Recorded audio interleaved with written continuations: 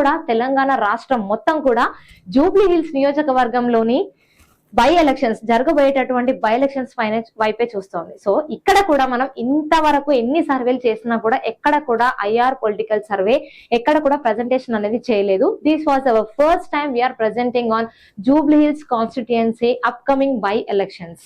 So ఇక్కడ మనం presentation అనేది ఇక్కడ చేయబోతున్నాము. అంతకంటే ముందు ఐఆర్ పొలిటికల్ సర్వే ఎలాంటి స్ట్రాటజీస్ తోటి శాంపిల్స్ కలెక్షన్ చేసుకుంటుంది, ఎలా ఎంత యాక్యురేట్ గా అనలిటిక్ చేసి దాని లోకల్ ఎక్స్పర్టైజ్ తో డిజైన్ చేసుకొని దాని తర్వాత ప్రొఫెషనల్ రిపోర్ట్స్ అనేది ఇక్కడ మనకు ఎగ్జిబిట్ చేస్తుంది అనేది ఇప్పుడు నేను మీకు క్లియర్ కట్ గా చెప్పబోతున్నాను.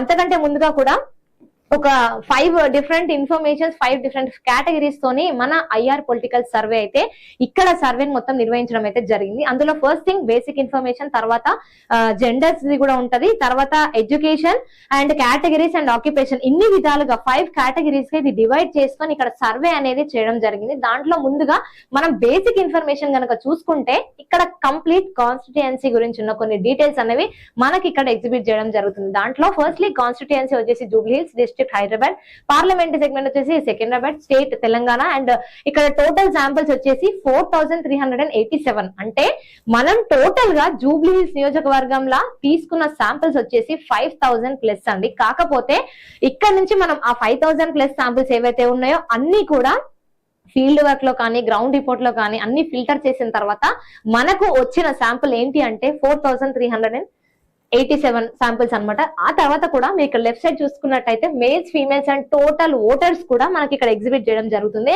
అండ్ దట్ మోస్ట్ ఇంపార్టెంట్ ఇక్కడ ఏంటి అంటే ఇన్ఫర్మేషన్ ఏంటి అంటే మనకు బేసిక్ ఇన్ఫర్మేషన్ లోనే మన సర్వే ఎప్పుడు స్టార్ట్ అయింది అనే డేట్ మనకి ఇక్కడ ఎగ్జిబిట్ చేయడం కూడా జరుగుతుంది.